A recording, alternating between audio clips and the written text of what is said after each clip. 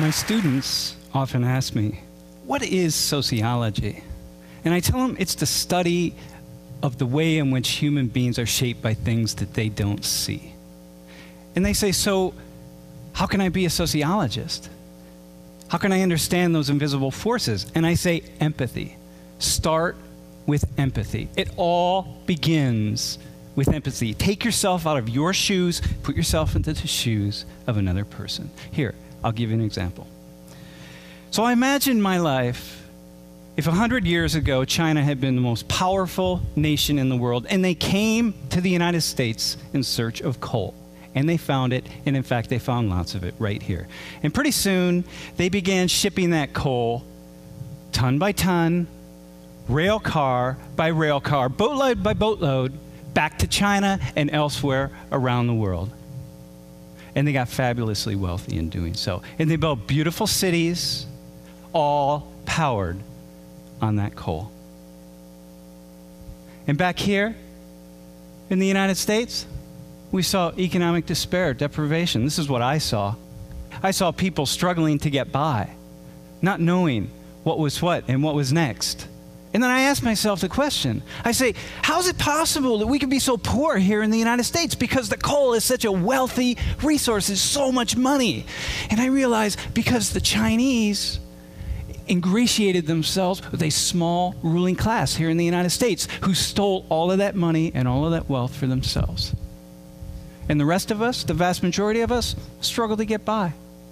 And the Chinese gave this small ruling elite loads of military weapons and sophisticated technology in order to ensure that people like me would not speak out against this relationship. Does this sound familiar? And they did things like train Americans to help protect the coal. And everywhere were symbols of the Chinese. Everywhere, a constant reminder. And back in China, what do they say in China? Nothing. They don't talk about us. They don't talk about the coal. If you ask them, they'll say, well, you know, the coal, we need the coal. I mean, come on. I'm not going to turn down my thermostat. You can't expect that. And so I get angry and I get pissed, as do lots of average people, and we fight back. And it gets really ugly. And the Chinese respond in a very ugly way. And before we know it, they've sent in the tanks, and they send in the troops. And lots of people are dying. And it's a very, very difficult situation. Can you imagine what you would feel if you were in my shoes? Can you imagine walking out of this building and seeing a tank sitting out there or a truck full of soldiers? And just imagine what you would feel, because you know why they're here. And you know what they're doing here. And you just feel the anger and you feel the fear. Okay? If you can, that's empathy. That's empathy. You've left your shoes and you've stood in mine. And you feel that. Okay, so that's the warm-up.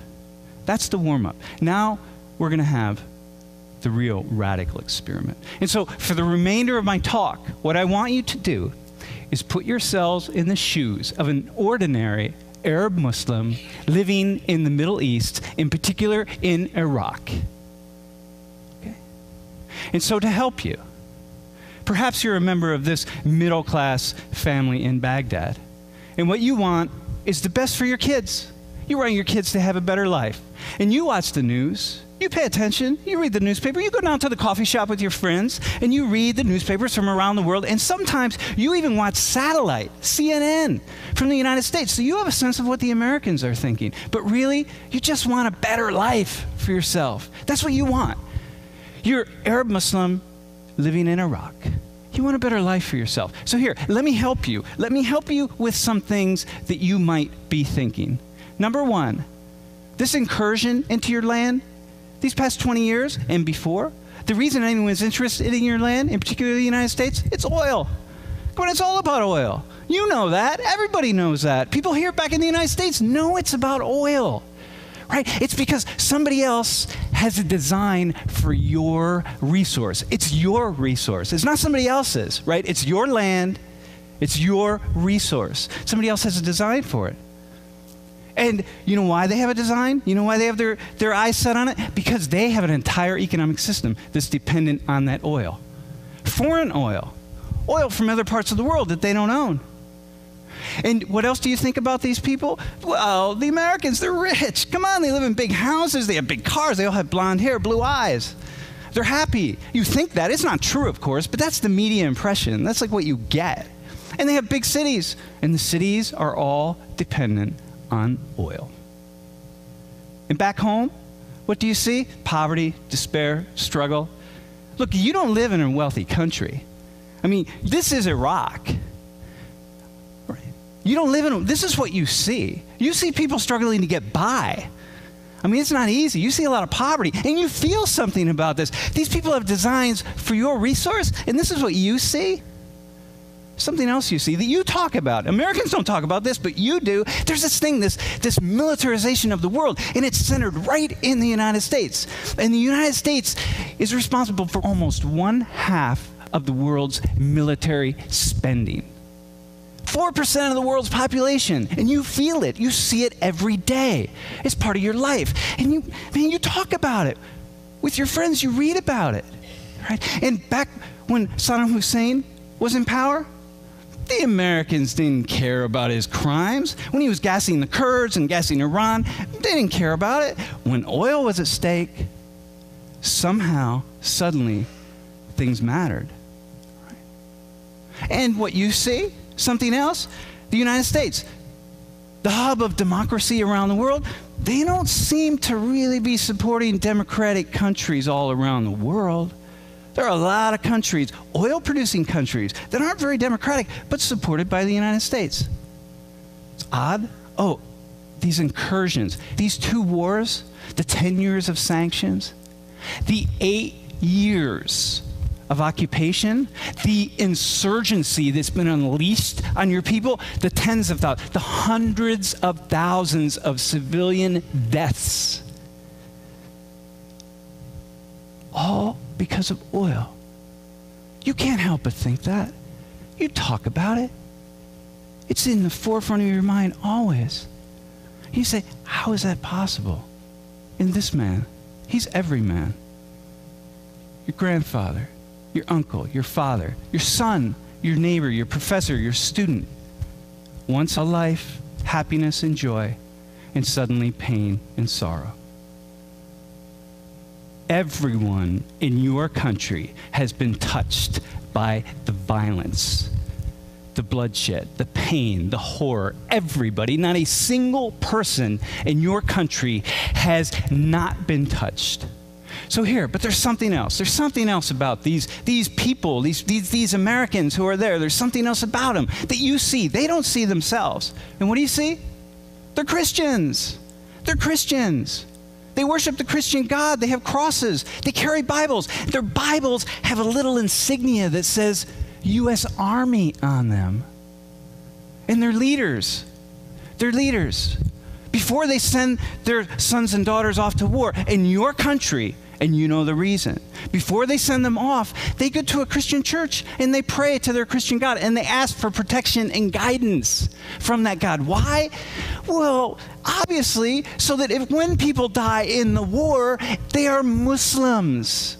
They are Iraqis. They're not Americans. You don't want Americans to die. Protect our troops. And you feel something about that. Of course you do. And they do wonderful things. You read about it, you hear about it. They're there to build schools and help people, and that's what they want to do. They do wonderful things, but they also do the bad things, and you can't tell the difference. In this guy, you get a guy like Lieutenant General William Boykin. I mean, here's a guy who says that your God is a false God. Your God's an idol. His God is the true God. The solution to the problem in the Middle East, according to him, is to convert you all to Christianity. Just get rid of your religion. And you know that. Americans don't read about this guy. They don't know anything about him, but you do. You pass it around. You pass his words around. I mean, this is serious. You're afraid. He was one of the leading commanders in the second invasion of Iraq, and you're thinking, my God, if this guy is saying that, then all the soldiers must be saying that. In this word here, George Bush called this war a crusade. Man, the Americans, they're saying, crusade, whatever, I don't know what that means. You know what it means. It's a holy war against Muslims. Look, invade, subdue them. Take their resources. If they won't submit, kill them. That's what this is about. And you're thinking, my God, these Christians are coming to kill us. This is frightening. You feel frightened. Of course you feel frightened. And this man, Terry Jones. I mean, here's a guy who wants to burn Qurans, right? And Americans, he's a knucklehead. He's a former hotel manager. He's got 3 dozen members of his church. They laugh him off. You don't laugh him off. Because in the context of everything else, all the pieces fit. I mean, of course, this is how Americans think. And so people all over the Middle East, not just in your country, are protesting. Like he wants to burn Qurans, our holy book. These Christians, who are these Christians? They're so evil. They're so mean. I mean, this is what they're about. This is what you're thinking as an Arab Muslim, as an Iraqi. Of course you're going to think this. And then your cousin says, hey, cuz, check out this website. You got to see this Bible boot camp. These Christians are nuts. They're training their little kids to be soldiers for Jesus. And they take these little kids and they run them through these things. They teach them how to say, sir, yes, sir, and things like grenade toss and weapons, care, and maintenance. And go to the website. It says U.S. Army right on it. I mean, these Christians, they're nuts. How would they do this to their little kids? And you're reading this website, and of course, Christians back in the United States, or anybody says, this is some little tiny church in the middle of nowhere. You don't know that. For you, this is like all Christians. Like it's all over the web, Bible boot camp. And look at this. They even teach their kids. They train them in the same way the U.S. Marines train. Isn't that interesting? And it scares you, and it frightens you. So these guys, you see them? You see, Sam Richards, I know who these guys are. They're my students, my friends. I mean, I know what they're thinking. You don't know. When you see them, there's something else. There's something else. That's what they are to you. We don't see it that way in the United States, but you see it that way, right? So here, of course, you got it wrong. You're generalizing. It's wrong.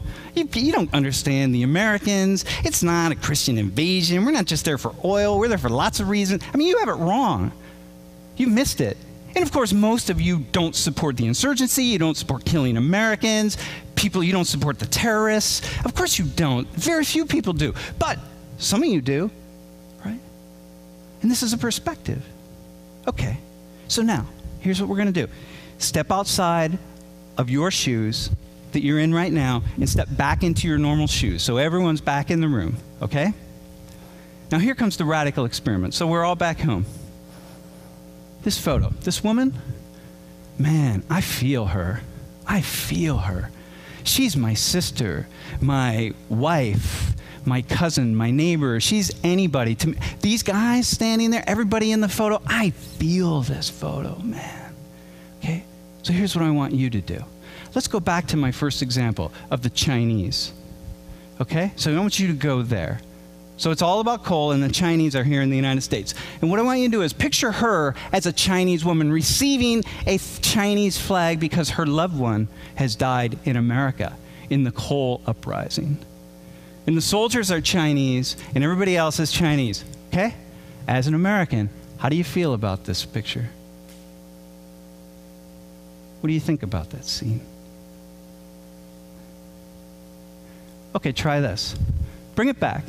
This is the scene here. It's an American soldiers, American woman who lost her loved one in the Middle East, in Iraq or Afghanistan. Okay?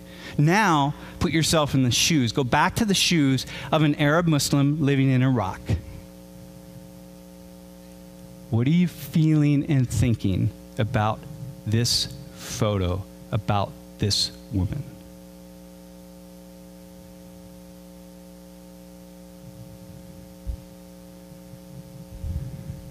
Okay, now follow me on this, because I'm taking a big risk here.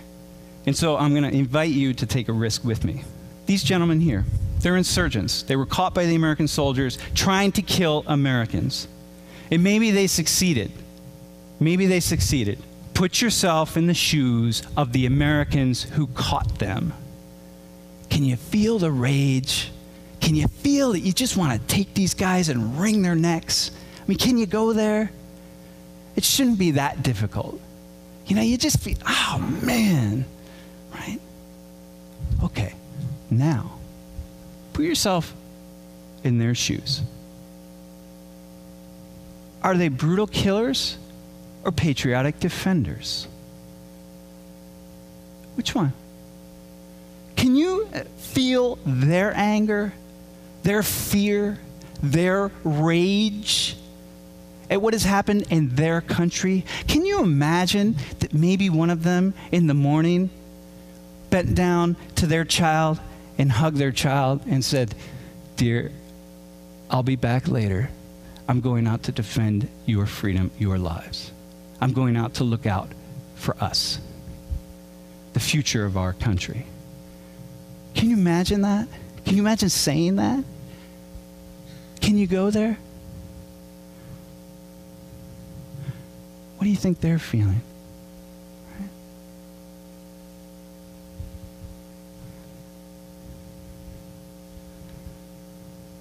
You see, that's empathy. It's also understanding. Now, you might ask, okay, Sam, so why do you do this sort of thing? Like, why would you use this example of all examples? And I say, because. You're allowed to hate these people, right? You're allowed to, just hate them with every fiber of your being.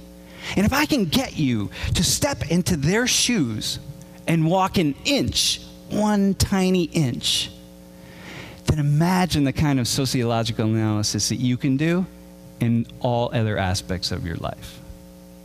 You can walk a mile when it comes to understanding why that person's driving 40 miles per hour in the passing lane, or your teenage son, or your neighbor who annoys you by cutting his lawn on Sunday mornings. Whatever it is, you can go so far. And this is what I tell my students. Step outside of your tiny little world. Step inside of the tiny little world of somebody else. And then do it again, and do it again, and do it again. And suddenly, all these tiny little worlds, they come together in this complex web, and they build a big, complex world. And suddenly, without realizing it, you're seeing the world differently. Everything has changed. Everything in your life has changed. And that's, of course, what this is about. Attend to other lives, other visions. Listen to other people, enlighten ourselves. I'm not saying that I support the terrorists in Iraq, but as a sociologist, what I am saying is I understand. And now perhaps you do too. Thank you.